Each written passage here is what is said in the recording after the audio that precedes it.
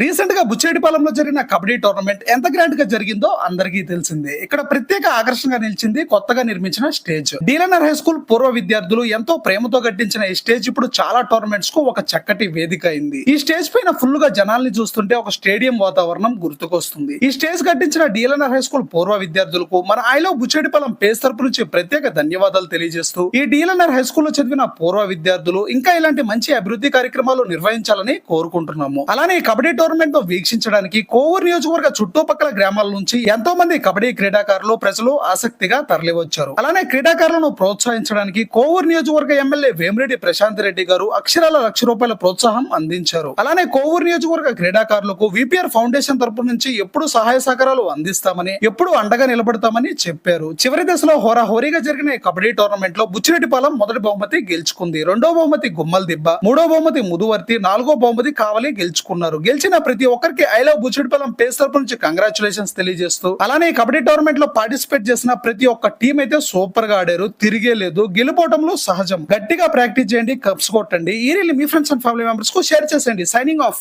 Me I love Buchireddypalem.